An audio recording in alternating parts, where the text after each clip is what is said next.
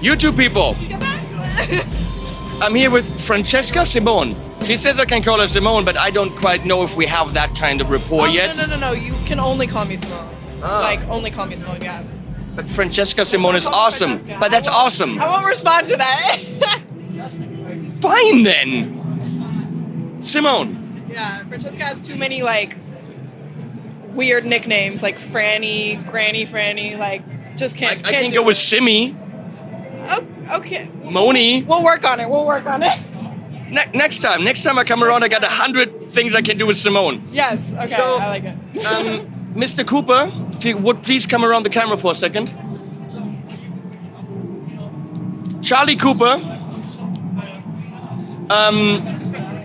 writes me a Facebook message, hey Henning, can you come over? I'm like, oh. Then he calls me and what I hear is, okay, so I come over here. I'm like, what do you want? Well, I've got Simone here, and she played for Beyonce. Do you want to do an interview? I'm like, hell yeah. And you know how much I know about you? I have no idea. That your name is Simone and you play for Beyonce. Oh, cool. So this is about how many questions I have for you. Oh, wow. I am Okay. ultra prepared. Okay, cool. So, Simone Go for it. from Beyonce, what do you want to talk about? I mean, we're at NAMM, and this is a cool day. It's kind of overwhelming, actually, but it's great. Overwhelming how? I feel like with NAMM, you kind of have to go prepared and know what booths you want to go to, you know? Last year was my first year at NAMM, and so I was pretty overwhelmed. So this year I was like, okay, I'm gonna go to Orange, Earthquaker, go to all my companies, and then, you know, see all my friends. It's like a big reunion. Has that plan worked out? Because it usually doesn't. Actually, it has. I've been pretty focused today. Because I try to go somewhere and either I run into fans, which is amazing, or not your fans, I run into my fans. It would be weird to run into your fans. Yeah, that would be weird. And they will run up to me like, hey, Simone. I'm like, no, that's not me. It's Yeah. another reality. Yeah, totally weird. But Charlie's like, oh my God, I regret this already. It's cool. I gotta look at my guitar, okay? We'll point at that in a second. When it gets too weird, just lift up your guitar. That can be a safe word. It's my shield. You can say banana, and I know it's too weird, okay? Okay, that's the same thing. Okay. So where were we? Yeah, because usually for me, I try to go somewhere and they're like, oh, I can make a video here, I can do this, and I get sidetracked, and then I don't actually get to do what I wanted to do. This year I kind of had my face covered, and I'm just kind of like going to my booths. But it's really cool because I went to Berklee College of Music, and Wait. Charlie, excuse my French, you fucker. Why didn't you... See, now we have an interview, you idiot. Class of 2000, contemporary writing and music synth. you went to Berklee? Well, duh, Oh my gosh, what's up, fam? Well, now we see okay, now Simone and I were like, hello. Now you can call me Simone. for Okay, sure. good. Okay. Moni. We'll work on it. Okay. See, I was gonna ask about the orange amp you play and why, and talk about the pretty PRS, but no. Oh, What class? When did you graduate? I actually didn't graduate. I went for 2 years. I went 2013 to 2015, and then I went on tour, and then yeah. So I just went for 2 years. You didn't graduate? You're that No. good? You went on tour? Yeah. Yeah. Yeah, excuse me. Well, see, sadly, I don't know because Beyonce is not it's not my jam. Oh, really? Okay. See, I don't. You should check her out. She's cool. Well, I've heard songs, and my girlfriend's always like singing something. Hey, what's that? And she's like, it's this and this and this. And it's Beyonce. I'm like, what do I know?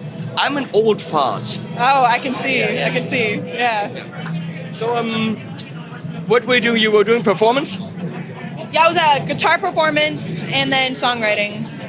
Guitar performance for the first year, and then guitar performance and songwriting for the second year. Pretty sure.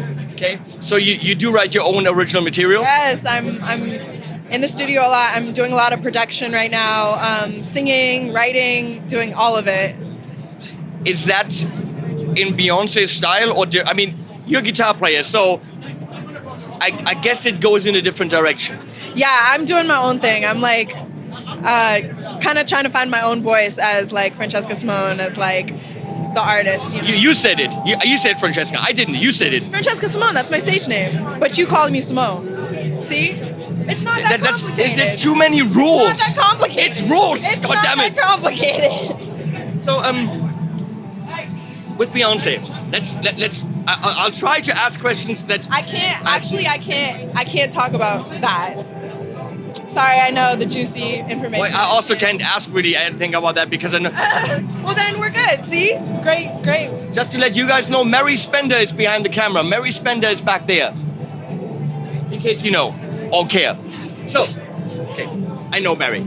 Oh, I friends. know. She's got a good YouTube channel called Mary Spender. Oh, cool. Awesome. And a great songwriter and singer. Oh, really? I'll meet her after. Well, let's sell some orange amps. Okay. What amp do you play? The Reverb. 50 Mark III or 100 Mark III? The 50 Mark III. Because who wants to carry 100? I couldn't, like, they literally sent that to my place, and I was like, what can I do with this? I can't use it. Like, I mean, I can't carry it around. I can use it, but where's my guitar tech, you know? Like, they have killer lunchbox amps, like the Rocker Terra 15 or the Brent Hines is killer. I actually haven't tried out the little amps, but I want to. I should do that. Are you using it more clean or on the drive channel? More clean. Although their drive channel is insane. Like, when I came to play Orange for the first time last year, the drive channel like blew me away. I mean, I love. It's all around such a great amp. Like, for me, I mean, I love my tone like super warm, but also like cut through. So it's like perfect for me. You should check out I think it's called the Terra 15 head. It's like a 15 watt lunchbox amp. And the clean channel is only a volume knob. And they're calling it the natural channel. But it's very pedal friendly. Okay. And for gigs where you'd have to carry your own stuff. Sure, on the big tour you don't. Right. But where you have to carry your own thing, the Rocker Verb isn't gonna be the amp for you. It wouldn't be the amp for me, it's too heavy. It's very heavy. But the Rocker 15 Terror, that's what it's called. Rocker Wait, 15 hey Terror. Charlie! Rocker 15 Terror, that's what that thing is called, right? Yeah. Okay, back to Mary. Do you think? It's got a drive channel that's kind of similar to what the Rocker Verb has, but the natural channel, again, it's just a volume knob, and it takes pedals well, and it's a great little amp. And again, it's a lunchbox thing. I think even it might come in a soft case to like hang over your shoulder. So that's a pretty guitar. Thank you. Her name is Jupiter. I like when guitars have names. Well, she's my baby, and she's got a little personality of her own. So yeah, she has to have a name. That's not a model that PRS makes. That's something PRS made for you, right? No, actually. So this is a PRS 305 with Seymour Duncan pickups. And my neighbor, I moved, so my ex-neighbor, Nevin Abini, is a beautiful artist. And when I saw her paintings, I was like, we have to do something together. Like, I just love collaborating with different artists in all different art forms, you know? And so she ended up painting this for me, and it's like a vinyl sticker kind of, and it kind of wraps around. I know I have to do something with that. I don't know exactly what to do. I have to go back to the company, but she treats me very well, and it's very like, I don't know. I just love I love colors. It's very beautiful. If this was actually something that's painted on the guitar, this would be rather expensive. You should see I have a video called Still, and it's a music video where she actually painted on another guitar. So this is a vinyl sticker, but she painted on my other guitar. Her name is Venus. And PRS actually sent me that guitar specifically for that music video. And in the video, I go underwater with my guitar. Like, I go into a pool with my guitar, and I do, I like shedding and stuff. So it's in a bathtub and then a pool. and it actually still works. Like the guitar still works after taking it in the water for like 3 hours. Technically, there's no reason why it shouldn't. The wood is really dry. It wouldn't take on water and be spongy immediately. I mean, it's not a sponge. The electronics, they're not. It's not electronics. That's what I said. The electronics are electronics. It's not. There's not computer shit in there. That's what I'm saying. Yeah. It's a wire and a capacitor condenser filament or something. So I mean, it's not. Yeah, I was surprised that it worked. So as long as you dry it off. Yeah, and we actually, should all go bathing with our guitars. Actually, it's like great. It's like, why don't people do it more, right? Why don't people do it more? Right? Like, take all your guitars. She's weird. I am. Can't you tell? See, you should have said Berkeley very early on. How do you like it? I liked Berkeley. I think it was great for building relationships and connections, and it was great to get my feet on the ground, but at some point I realized like I can't learn the real world, the real music industry like sitting in a classroom, and I was just so eager to just get out and experience the real world. So I just kind of dipped after 2 years, moved to LA, lived on my cousin's couch for like 4 months, and then I went on tour. See, what I heard there, best time of my life, I owe everything to that school. That's what I heard. Berkeley is great. I love Berkeley. It's too cold though. It was too cold for me. I'm a California girl. I'm from the Bay Area, so. I lived in Boston for 3 years. I did 9 semesters. 9 semesters. I did a dual major. Okay. And then I moved to California and lived here for 6 and hated it. You hate it what? You hate LA? Yeah. This is a Get dump. out of here. Lady, this is a dump. Oh my gosh, no. Oh, come on. Serious? Yes. You're sitting on my town. No. The freeways. Okay, traffic is bad. Okay. Okay, but that's. It's not a about it. clean city. Okay, well, that's because you in Hollywood or something? Okay, why do you live in Hollywood? It's not a safe city. Says who? Well, all the people that get mugged and shot. It says everywhere, like, that happens everywhere. Look, I live in a little village with 700 people, and I have cows behind my house. I'm not getting shot by the cows. Do you eat the cows? Not those cows, no. Okay. Well, my girlfriend's vegan. Oh, me too. Yeah. Well, vegetarian for like 5 years, and now transferring into veganism. She tries to be as much vegan as she can. Yeah. She works at an animal shelter. It's all about the animals, and we have a lot of damaged animals at home. Trust me. Wow. Yeah, five cats and 3 dogs. Wow, that's awesome. And all are wrecked. Oh wow. Well, Yeah. it's good that they have a home. Oh yeah. I'm doing these videos to make money, so they have food and Aww. animal vet bills and stuff. So what was I saying? Oh yeah. So she tries to be as vegan as possible. There's some things that you just can't. Like, if you like cheese, like on bread, works. Melted cheese, not happening. Oh, you don't like melted cheese? No, I love melted cheese. Oh, I want everything melted on. I would melt cheese on Dave if I could. Oh. Charlie too. I don't like that. That's too far. I just can't fit him in the microwave. That's the problem. But the vegan cheese, the non-cheesy cheese, non-dairy cheese, it just doesn't melt. It just gets hard and crackly. Here's the thing about veganism that I've kind of come to my own conclusion. I think that there are some vegan meats that are cool, but I think if you don't think of like trying to copy meat Absolutely. and just making it like this is vegetables, like this is how vegetables can taste, and these are the flavors that you can put into it, like that's kind of how I try to go about veganism, like really, really plant-based, because I feel like when you start like trying to copy cheese, it's like, cheeses, certain kinds of cheese are like processed, and it's like you try to make cheese, it's like it's also processed, so it's like, I would just rather go plant-based. Wait, Charlie, what do you want to say? I was going to say, because some people get like vegan food confused with healthy food, and that's the whole mistake. Like halloumi cheese is like amazing in a burger, and like if you go to like a place and you get like a vegetarian burger, it's like, we got rid of the meat, and also we got rid of the cheese, and we also got rid of everything that makes that burger nice, and we've replaced it with like corn or like some like substitute that is meant to be healthy, but really isn't what anyone wanted. Well, that's true.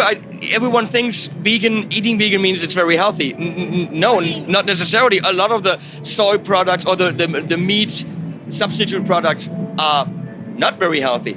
They are good though. When Leslie cooks, I don't miss meat at all. And that's how I feel like how vegan cooking should be. You know, it's like sometimes you just get the best vegan meal and you don't even miss the meat, you know, and I think you can really get a great nutritious diet from, I just think the society is really fucked up and they tell you need dairy and you need meat and protein and it's like, but do we really, you know, like, I mean, we can get that from a plant, you know, it's industry. I'll go to McDonald's and I'll eat it and I feel bad about it, okay, but don't do that. But when Leslie cooks, like her vegetarian chili is amazing. They have no idea that that's not meat.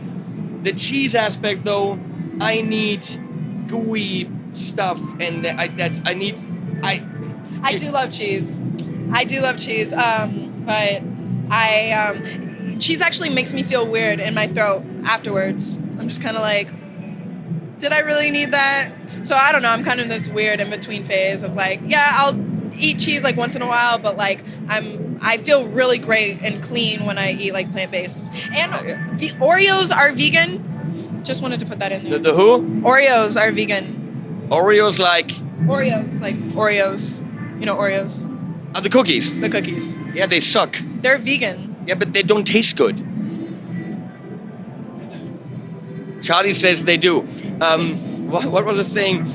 Leslie read a book called The Cheese Trap. Oh, I haven't heard and of it. It's actually about how cheese is addictive. Cheese is addictive. I've heard that too. Like, I wonder if they put something in it to like...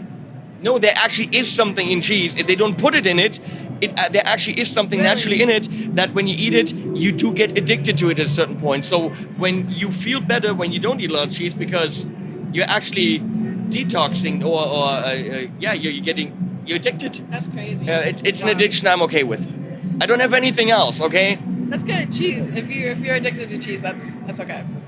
I'm amazed at how much we had to talk about, considering that I had nothing to talk to you about.